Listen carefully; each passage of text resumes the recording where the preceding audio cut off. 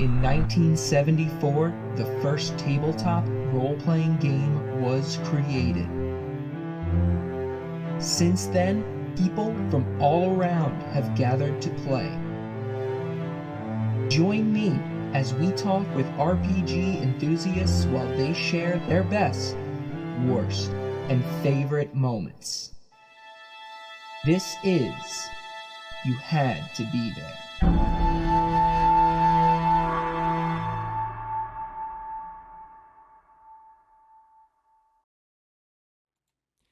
Hey everyone, welcome to another episode of You Had to Be There, a D&D storytelling podcast. If you're watching this live and you watched us just yesterday, like, whoa, doubleheader, Tom? Yeah, I am. I'm doing it. I'm stacking them up again because I'm busy as hell and this works best. But I have a really exciting guest today, someone that I've just recently become a fan of their podcast. My guest today is the host, pretty much creator of the Fantasize Me podcast. Creates homebrew D&D classes, etc. on Ko-fi, and also streams games on Twitch. Welcome, Zach Katz, everybody. What's up, man? Zach. Hey, thank you so much for having me, Tom. Hey, man. This is so exciting. I love your podcast so much. I think it's such a fun, creative thing. We're gonna, I want to leave plenty of time to talk about it, but I do want to why don't you give a brief explanation of your podcast, because it's so fun, and a little kind of where the inspiration came, because it's so unique.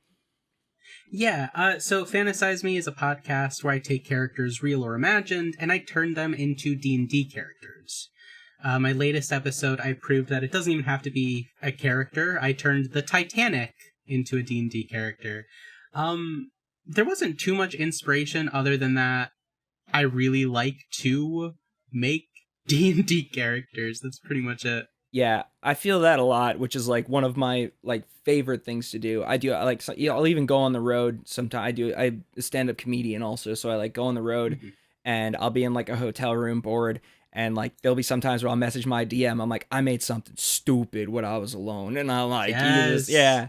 And I love it too, because I'm actually fairly new to tabletop role-playing games. I've only been playing for a couple of years now, so you're a multi-classer expert. You build really amazing things, and it's opened my eyes to all the different cool creations you can get. And that's how you really flip me for a loop too, because today I listened to the Titanic. I was like, of course it's gonna be Warforged. Has to be Warforged, right? And then your decision was way out of left field, and I loved it. So when did you start? I'm assuming you've been playing these games for a while, unless you just went down a deep rabbit hole like I did. It's been 3 years in 2 weeks. In 2 weeks it'll have been 3 years. Oh, okay. All right. Yeah. You said 3 years? Not too much. Yeah. Oh, all right. So you really jumped right in then. Feet first, head first, cannonballed right in. Definitely. What was that like for you? Did it help? How did it really, what made it spark? What made it really make it happen for you? A lot of my friends wanted to play, and sure. I wanted to play also, but we needed a DM, so I'm like, all right, I'll be the DM. How hard can it be?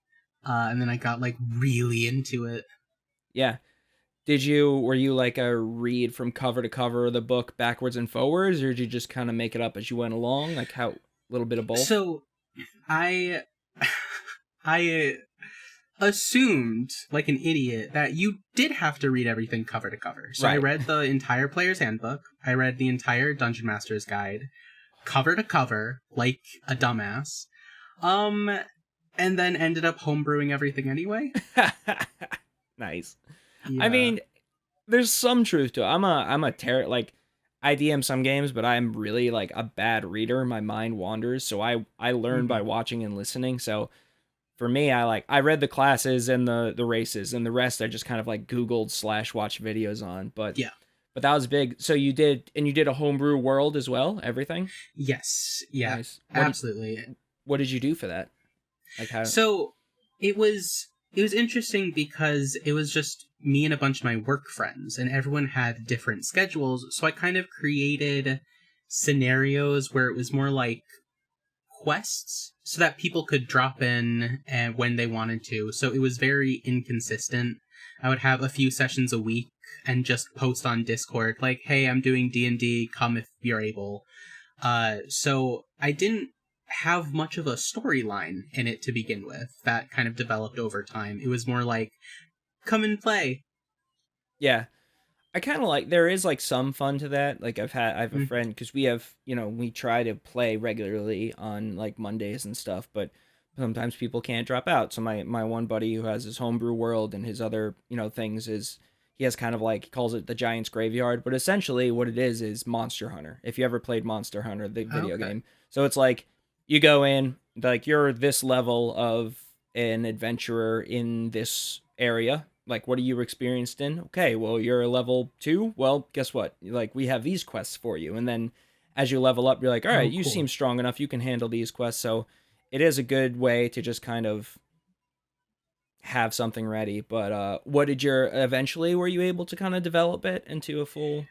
Yeah, I really shoehorned a story in there. Because there wasn't much room for it because the players switched so often. Right. But during the pandemic, everyone was kind of stuck at home. I'm like, okay, now's the time. Let's pick one time once a week where as many people as we can get are there.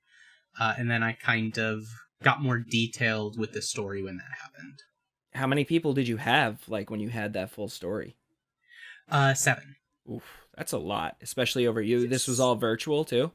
Yeah. Yeah, wow, good for you, because that's hard, especially virtual. I'm like 3. I'm like 3 people when it's virtual. Like, it's so tough, 3 or 4, but that's awesome. So when did you ever get a chance to, like, play a character? Have you played in a campaign? Sometimes one of my players DMs, and so I've played in a few like one-shots that he's run, but I haven't really had like a character that I've gotten to play consistently. Right, which is a bummer, but it'll happen eventually, I'm sure. Yeah, one day it'll happen. You can even, like, I don't know, sometimes it's fun, like when I DM, if it's a small crowd, I get excited and I'll roll up just kind of a dumb NPC that I just want to hit things most of the time anyway. I'm like, this is just a little extra damage and a little splash of healing, so hopefully nobody dies. But if you were to play a full-length campaign as a master character craftsman such as yourself, do you know what you'd play? Oh, that's a tough one. I'm question. Sorry. It depends. Asking the real ones on the campaign. But I really love bards and clerics. I love to be support. But also, my friend did a one-shot where we played 17th level characters, and I used the build from my Rasputin episode to be essentially unkillable, and that was really fun. You know what? I didn't listen to the because I went through and I caught up. Like, the first one I listened to was Garfield, I think, and then I listened to Jack Skellington, and I listened to a few. I missed that one, so I won't let you spoil it too much, but I'll have to go back and listen to the Rasputin one because that sounds fun. Yeah. When you play with people, are they like afraid of you a bit because they're like, this is a long time DM and you're making crazy builds? I don't think so. Because I'm always willing to help people with their builds. Got it. So I'm like, I've made so many characters, like, just let me help you. I can make you a broken paladin, like, let it happen. I like that too. I love any, like, character creation is my favorite. It's my favorite. Oh, it's so and good. I'll like have these weird triggers, like, and that's what's fun. Like with what I like about your shows, like I listened, I forgot which one. Whoever was the Fathomless Warlock, and immediately I was like, oh, I haven't even looked at that class yet, that subclass yet. And I looked at, and immediately I was like, I have my crazy pirate that I'm gonna play one day. That's a Fathomless Warlock, which will probably be in like 20 years because I have 80 more characters lined up. So I love it. Nice. Did you have you done any modules, or do you just continue with your homebrew thing now that you're homebrewing? I haven't done any modules. Because I think the problem I have is I really want to play them and I don't want to spoil the ending. That's fair. Yeah. Yeah. Like, Strixhaven looks so much fun, and I think I could run it really well. Yeah. But I really want to go to magic school. Right, yeah. Oh, we gotta find you somebody. We gotta got a crew. I'll add you to the, I don't know how, if anyone's starting a full-length campaign, but we have a Discord for the show. So a small little plug there for anyone who wants to join. We roll initiative every day, and then Sundays we share our fun stories of the week. So, but a few of them in there, run games and stuff, and we'll just kind of throw it out there, be like, hey, got some room if anybody. So, Oh, nice. Do you do any other systems, or are you mostly 5th edition? I know it's only been 3 years, so. Yeah, I like to try other systems, but I haven't really had much of an opportunity to. Yeah. I would definitely be willing to play in other systems, but learning to run another system sounds much more difficult. Yeah, I feel that a lot. I've done I've done a Call of Cthulhu, I've done Chronicles of Darkness. I think that's it. I haven't really done too much, but I'm like that too. I'm like, sure, tell me which dice to roll, and which character.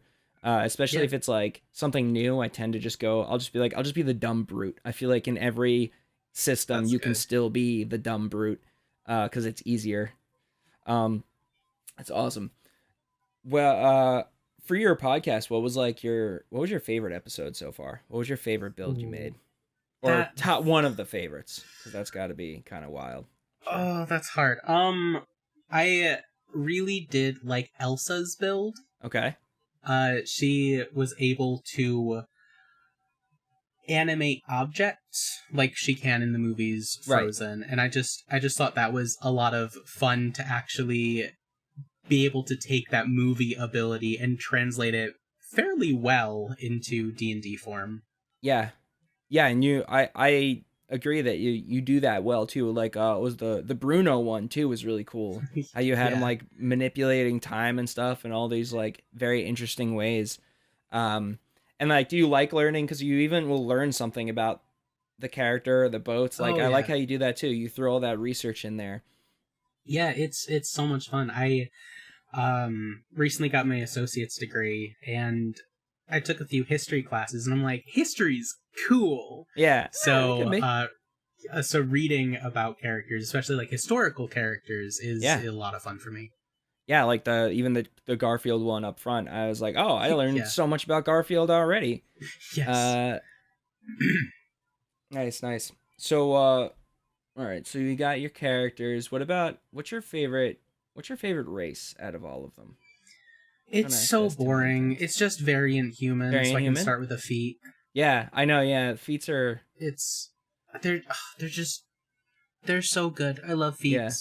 I love them. Otherwise, a more interesting one is Halfling. Yeah. Because the lucky ability, they can just re-roll ones. Yeah. That's so good. I started out with a Halfling Ranger, and I will admit, I still rolled a painful amount of back-to-back ones, but I re-rolled and did very well on more than that. Yes. But there's nothing better, though, than be like, I get to do it again, and then you roll, and you're like, I rolled another natural one, so this one's going down.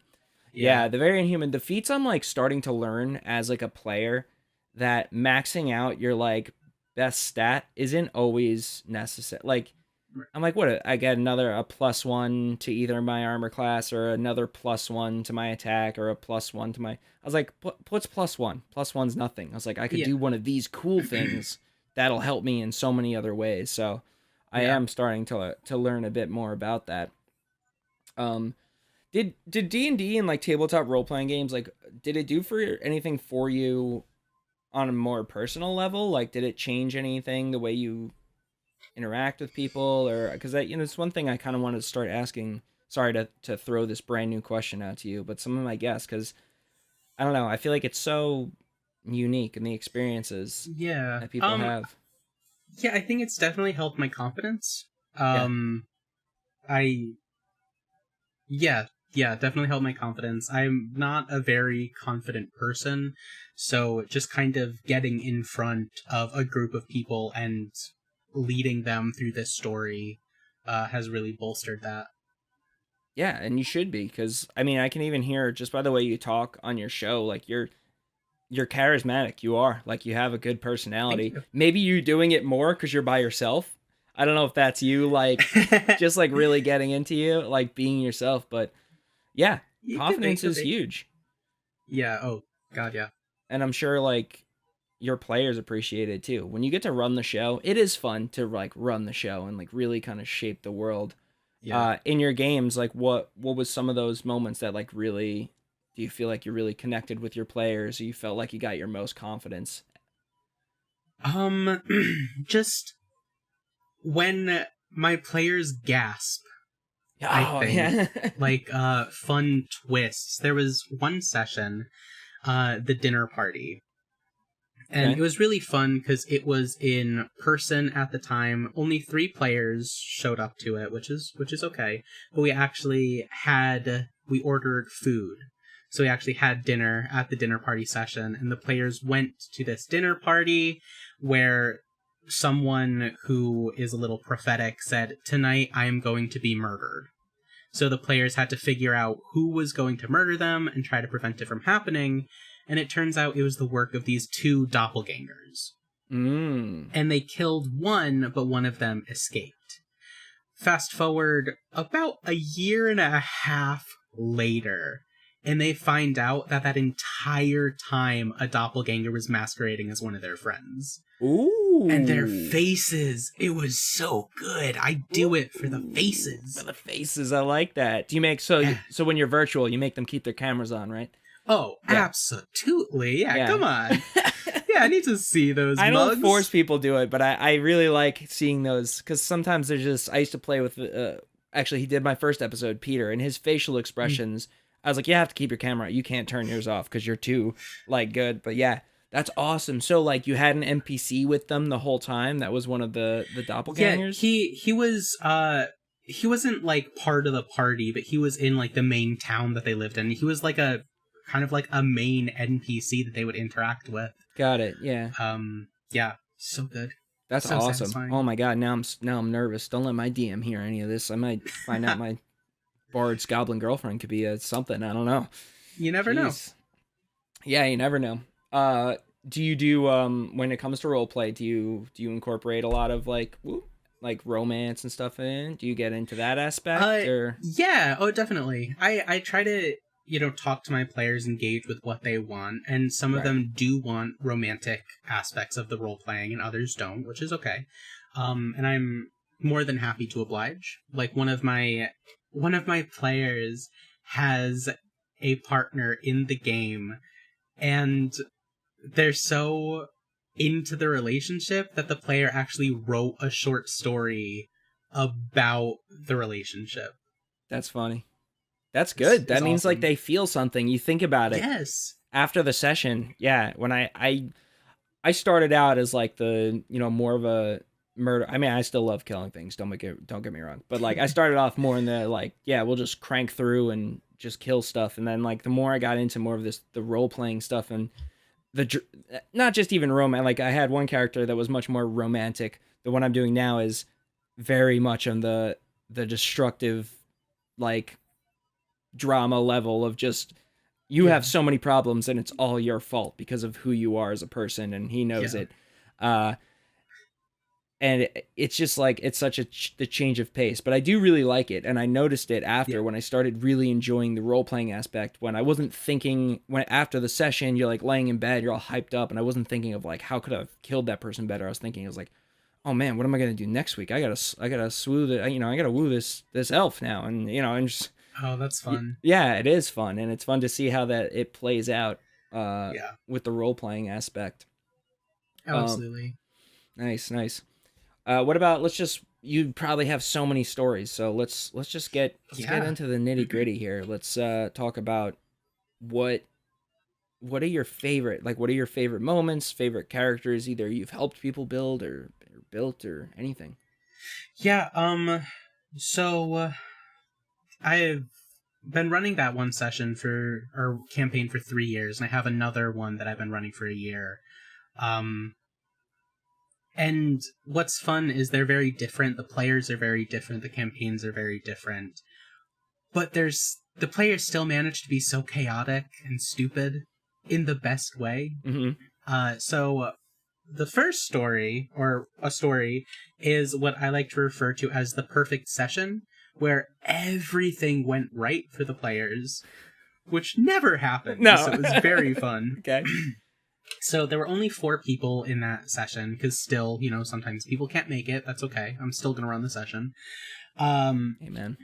There were 4 people, and they arrived in this town that they had been to before, but it is now occupied by this enemy force. So they meet their friend from that town outside, and he says, "Hey, I'm gonna take you to the captain here. It's fine. You probably won't be murdered. It's okay." And one of the players goes, "Well, you can't do that. We're famous now. Like, we'll be so inundated with requests for, like, photos and autographs. We need, like, a secret path." And rolled an incredible deception check. And so their friend is like, "You know what? That makes a lot of sense. Let me show you to the secret passageway." So they get there, and they were trying to go down into these tunnels to free their friend who was trapped. So they start through these tunnels, get an incredible stealth check. Out of the 4 of them, there were 2 nat 20s. Ooh. So they avoid these monsters sensing them come in. The players arrive to this deep pit full of these writhing tentacles. And one of the players says, "I don't see, like, any faces or anything. What if this is one creature?" And they cast banishment on it. Sure enough, it was one creature, and they successfully banished it and skipped that encounter. So they proceed to go through. Yeah, so they proceed to go through this kind of valley. Unfortunately, there's like this poison mist that the monster exuded that still lingers. So 2 of the players get poisoned. But one of the players was a paladin, so he just used lay on hands and healed them immediately. So that didn't do anything. Then they break through the floor to get into a tunnel below them and stumble across 2 guards. One of the players really quickly says, "I'm a hole inspector. We're here to inspect all the holes. So we're supposed to be here." And rolled over a 20 on their deception check. So the guards were like, "I think I've heard of that. Okay, yeah, you can..." Of course, we were expecting you. Yeah, of course we knew you were coming, the whole inspector. Yeah, you look a little young for it, but sure. Yeah. So they get past them without a combat, and then they come to these massive stone doors that their friend is being held behind, and there are all of these guards. So that same whole inspector player says, "Okay, I have a really dumb idea." Mm-hmm. And I'm like, "Yes, I love dumb ideas. What is it? It doesn't matter. Let's do it." So the paladin and the sorcerer created light, while one of the players used his familiar to change into an octopus to have a bunch of tentacles, and the one who had the idea cast fog cloud in the area. So they made it look like that tentacled monster above them was coming after them. Like, escaped from the hole and was, like, coming down the... Yes. Whoa. So they used the shadow on the cave wall and the fog to frighten them all away. Again, avoiding a combat. Oh my god. Then they all of them left. Yeah, all of the guards left, so they didn't have a key to this room. So the paladin is like, "Maybe I can just open it," and then rolls a nat 20 athletics check. And rips this massive stone door just off its hinges. They avoided every instance of combat I had planned. They avoided my tentacle monster that I had made, which was going to be what I thought a really fun combat. And it just didn't happen. And I'm very happy for them that everything worked exactly how they wanted it to. That's amazing. That's really, really amazing. It's like a speed run. Yeah, essentially, yeah. I kind of feel bad. Like, you still have that module that you made, right? Written down stuff. Yeah, just run it again with some other people, and I plan on hopefully, it, yeah. We'll drop it in the Discord. Be like, I won't spoiler alert anything. I'll just go in blind or whatever. But yeah, we got it. some group of parties got to get messed up from that dungeon that you made, because Yeah. that sounds Oh, like a grinder that they put. What did you do? Did you wrap the session up in like an hour and a half, and you're like, I guess we're done now, or what did you? It had taken a bit longer because my players take a long time to make any sort of decision. Oh, okay. But it was a lot faster than I had anticipated. That's good. Yeah. Yeah. If it's not combat and like people are deliberating a plan, that's fine. I get that. When it's like combat, I'm like, come on, you gotta do something. I know. It's like your turns lasted 10 minutes. That's so long. Yeah, you gotta push it a little bit. Yeah. I don't know. I know that if I was playing it, I'd be like, all right, come on, like I'm ready to kill something. Yeah, but yeah, nice. So that was one of the ones where like you're kind of doing more of those quick little one shots. This is like when you were when it wasn't a continuous campaign. It was just a few people that showed up. This was a continuous campaign, the one that I've been doing for 3 years. Oh, okay. It's just that not everyone can show up every week. Right. I just continue it without them. Yeah, that's what I meant. It was like that campaign. So then you have another one that you're running regularly, you said? Yes. Nice. Yes, I am. And that one's, when you do your homebrew, is it in the same world that you homebrewed? No. Completely No, other world that you homebrewed. Wow. Mm-hmm. What is the main differences between the two? So the one I've been doing for 3 years, just pretty much the whole thing was improv. I think I'm really good at creating things on the spot. Like, the entire plot. Mm-hmm. The one that I started a year ago, though, I had a lot more DMing experience and just D&D experience. Mm-hmm. So I did make kind of like a bulleted list of plot points. Cool. So the rest, it's very like open world, but there are certain things that I do need to have happen. Nice. So, yeah. Do you do that one? Is that one virtual too, or do you have a group in person? No, that one is in person. Nice. And how many people you got in that one? That one's just 3. That's good. I like 3. I don't know why. 3's a good number. 4 it's a is great good. number. 5 is okay. Once it gets up there, it's so hard. Especially, I guess it depends on who you're playing with. Because it depends. Yeah. Some players are like, I don't want to talk at all. I just want to kill things. And like, yeah, my buddy, I'm teasing because he wanted to play a paladin, and he doesn't talk at all. And I'm just like, you're the talker. You need to do this. And he's like, I don't. Well, I'm like, all right, that's fine, but you're missing out on your skills. But yeah. Oh, nice. You're charisma based. Yeah, he like that. He's a great. He is a good paladin. He's very Healy protection. Oh, that's good. I ran a game for him, and he took like I think 80% of the overall damage dealt out the entire one shot. I'm like, you're damn. He looked at the map paladin that I had, and he knew it was a trap, and he just walked into it because he wanted to protect his friends, because that's who he is as a person. That's awesome. I love that. Yeah. So then in that world, what do you how's that story going along? What's going on in there? It's so the kind of main story of the world is that there is this massive magical desert that sprang up, and has taken up about a third of the continent. Mm-hmm. And it was stopped for a time. Its expansion was stopped, but now it's slowly moving outward again. So the players have gone in to the expanse to try to, find food and everything for their kingdom. Mm-hmm. Like the kingdom sent them in, and they're like, hey, you're our last hope. We can't grow food anymore because it's too arid. So maybe solve that. Mm. So now what level is this, like pretty much immediately what happened? Did you just start it recently? So the first session they went into the expanse. Okay. They are 6th level characters, I believe. And yeah, I think they are growing more accustomed to how dangerous the expanse is, because in the beginning it was mostly just like messing around, but they kept, getting to 0 hit points. But now they're a lot more cognizant that, this place is so much more dangerous than I realized. Like, every day we're out in the open, we might die.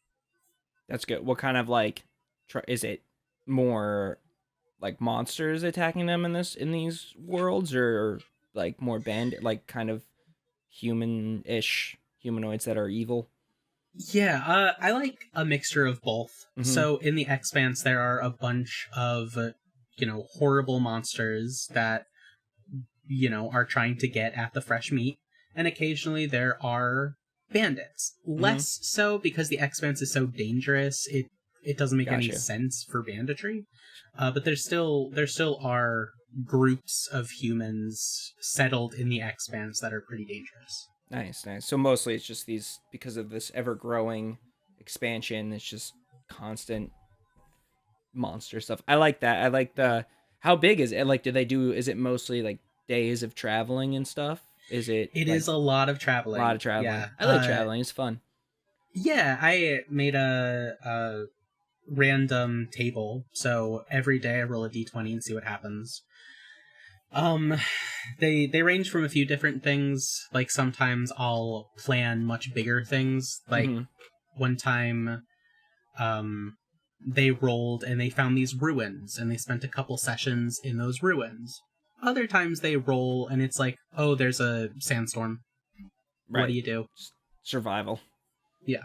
Yeah. I like the random rolls are fun. I like random tables. Even just me doing it, because you're like, you roll something. Anytime you roll like either a 20 or you're a 1, you're like, it's either really good or it's really bad. Yeah. Yeah. I like to trick my players, and I like to have the 1 in 20 be just kind of normal, but then have like the 17 be really bad. Yeah. So they think, they're like, oh, it's a 17. It's probably not 17. This is great. It's like, no, you're going to die. Yeah. Oh, cool. Man, I had a question. I hope it doesn't drift off into the ether. Hold on. It was your homebrew stuff that you publish. Yeah. Do your players utilize any of those, or do you utilize that in your games, or not really as much yet? Not really. Okay. Because I think I got one of yours was the Ranger, Swift Quiver Ranger. Is that you? Yes. Yes. Yeah. The Swift Hunt or something. Swift Hunt. Yeah, something like that. Yeah, it was cool looking. Yeah, that's such a fun one. I don't know why, but I love playing characters that have really high move speeds. I kind of like it a little more too. I'm with you.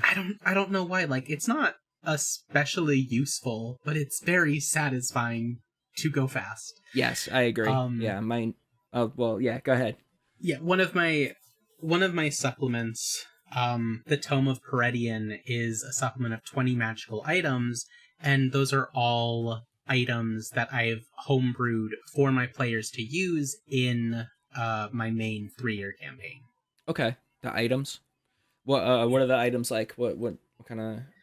They run the gamut. There's one, the Rubber Ducky of Everlasting Life, where you squeeze it and gain temporary hit points.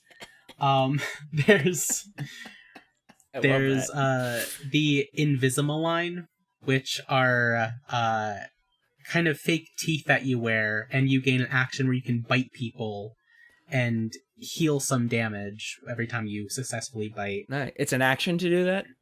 I think I have it written as a bonus action, because it's just like 1d4 damage or something. Yeah, but that's still good. Yeah. A couple attacks and a little nibble for some extra hit points. I don't mind if I do. Yeah.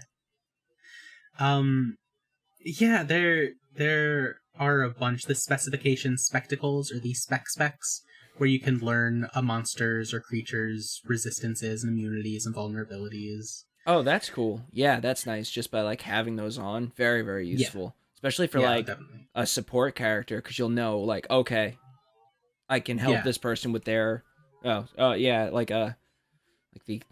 don't know. But yeah, I think that's very useful for a support character to be able to pick that apart.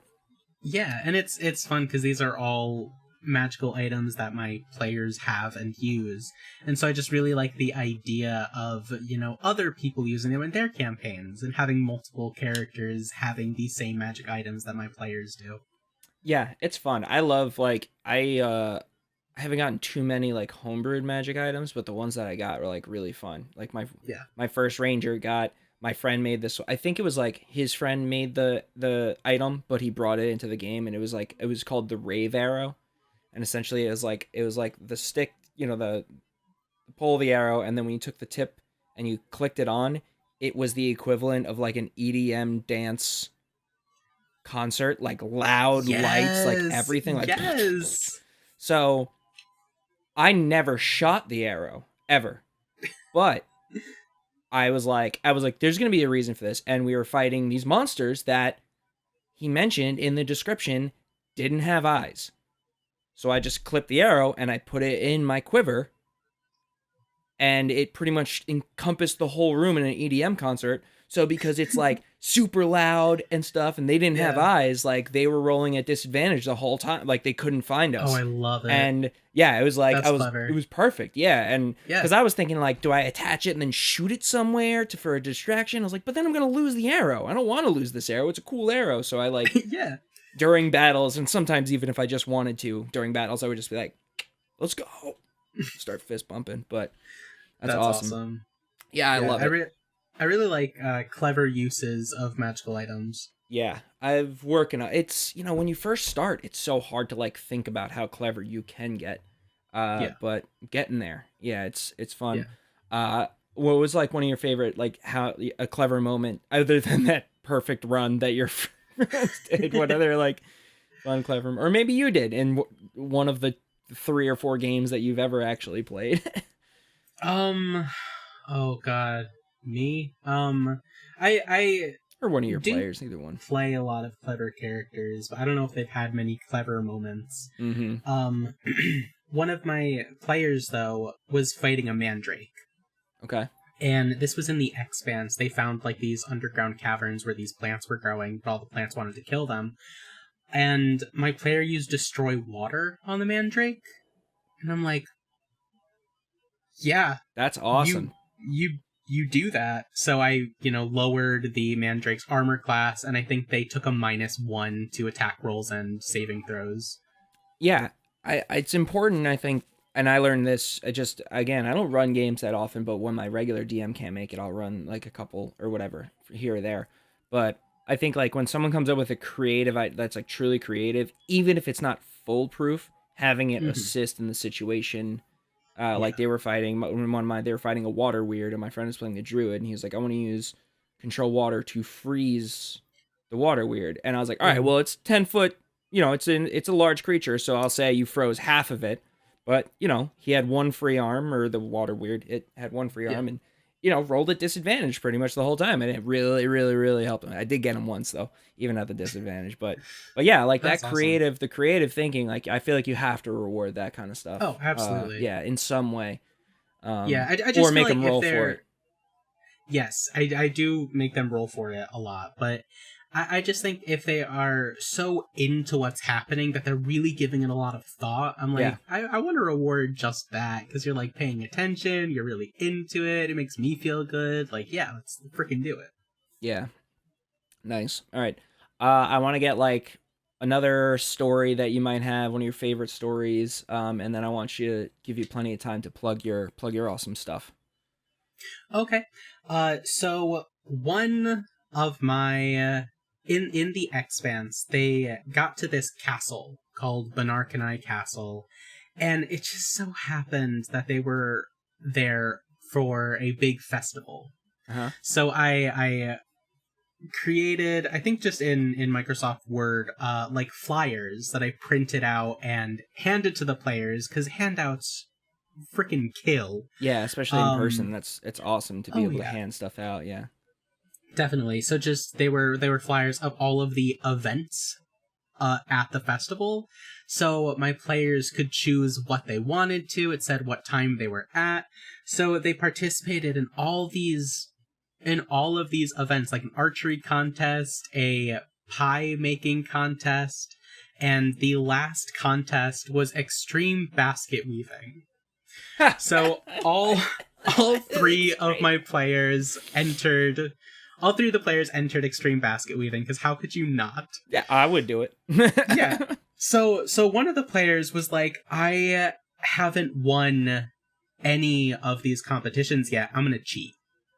So they find someone in a back alley selling black market baskets. Of course. So they're able to get that basket. I know, so weird. And they're able to sneak it into the competition.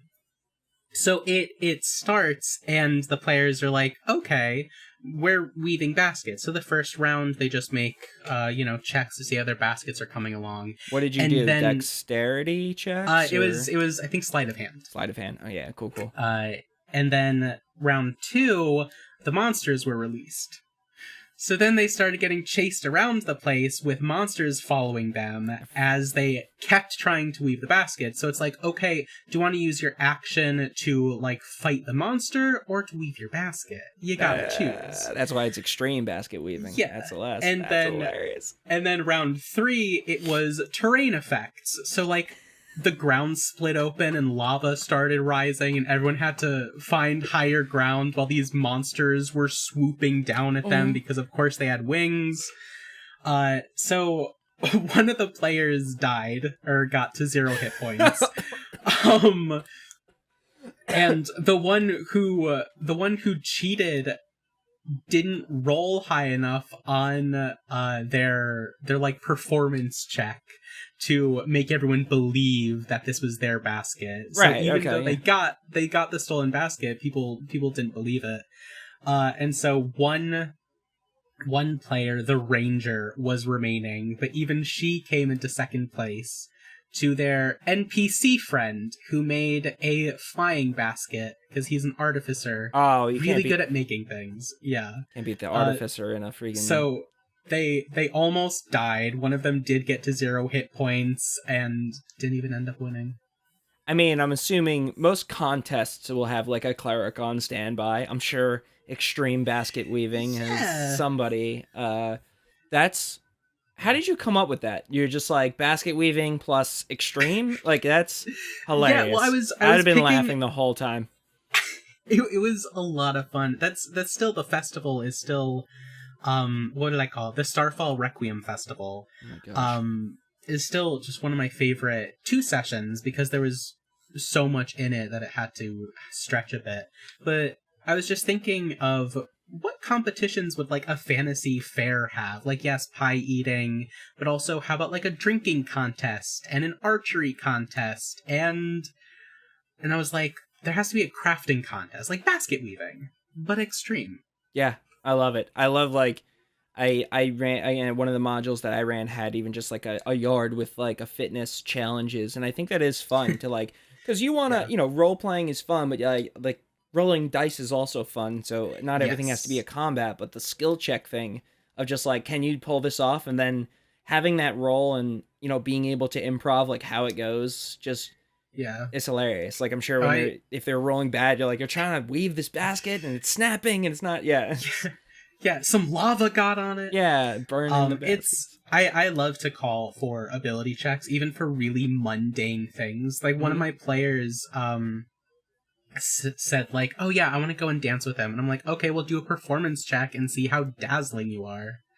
Yeah, I love it. One of my other players was like, okay, so I get out of bed, give me a check, roll for it, do you actually get out of bed? It's so funny, just mundane. That's so funny. Yeah, just really I like to catch him off guard a bit. That's fun. No, I like that a lot. I love all those different types of checks. Yeah. It's so fun to roll for things to see what happens. And sometimes I do it for myself. I'm like, I don't know if my character would remember this. So like I roll. Yeah. Because intelligence is, unless I'm playing an intelligence-based character, it's usually the one I dump is intelligence. So yeah, I'm always like, do I remember this? Nope. Never mind. Doesn't matter. Nope. Moving forward. I like to have my players roll a lot because as a DM, I'm rolling all the time. Yeah. But as a player, I feel like I'm always waiting to roll. Like, I love to roll, but it doesn't necessarily happen too often. So I like to give my players plenty of chances to use their pretty dice. Yes. We love our dice. I have not I have a few sets of dice. I think I have like 3 or 4 sets, and I'm sure I will accommodate more. What'd you say? I have so many. So many? Do you have like I've seen people dice with like the tackle box. It was like an actual like fishing box, but they open it up and it's just dice or like all the different things. I love, I get it. I also know my limits when it comes to space. Maybe one day. I picture a bunch of old D&D players at some point. When your grandmother has like a menagerie of like Hummels or something, it's just going to be like dice sets of. Yeah, absolutely. I don't care what anyone says. I love my generation. Anyway, let's go. Let's tell everyone where they can find you, what you're streaming, games you're streaming, all of that stuff. Yeah. So you can find me on Twitter at Fantasize Me Pod. My podcast is called Fantasize Me, so it's all over the place. You know, it's on the big ones like Apple Podcasts, Spotify, Google, I think Google Podcasts is a thing. Use Anchor, which is also the one I use, so we're probably on the same things. Yeah. So yeah, a lot of different streaming services you can find Fantasize Me on. There are 49 episodes out so far, I want to say. 48 characters, and then the Halloween special. And yes, I am also streaming. I started a Pokemon Brilliant Diamond Nuzlocke run, because I love Pokemon, I love Nuzlocks, and I love attention, so honestly, it's perfect. So you can follow me twitch.tv/fantasizemepod.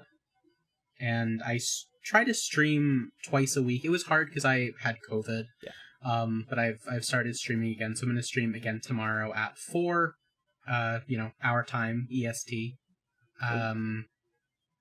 Yeah, I think those are the big things. Check out my Ko-fi, kofi.com/fantasize me. And you can check out my commissions there, where I can make you custom stat blocks, custom NPCs. You can even make you custom PCs. And all the proceeds from the commissions go to the Ukraine Crisis Relief Fund.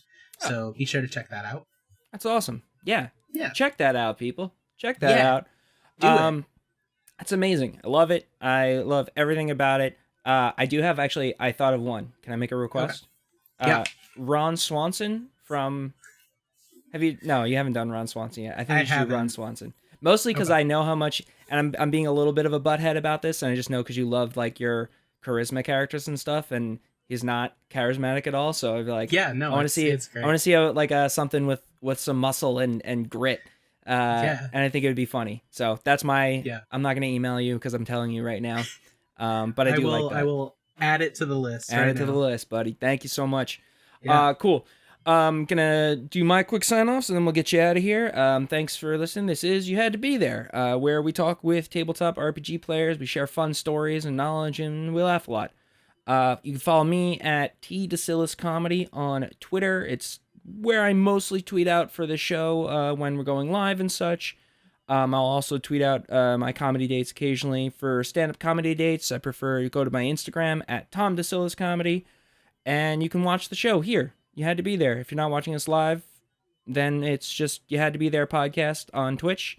If you want to be a guest on the show, either I'll reach out to you on Twitter if I think you're awesome, like Zach, but I'm sure you're awesome anyway, so you can reach me at Twitter, or send me an email at youdtobethere@gmail.com. The music for my intro was created by Michael James McGarry. You can follow him at It's MJ Made on SoundCloud and Instagram, and my logo was created by Nicole Summers from the Reliably Chaotic Podcast. That should wrap it up. Thanks, everyone. This has been You Had to Be There with Zach Katz. Bye, everyone. Bye.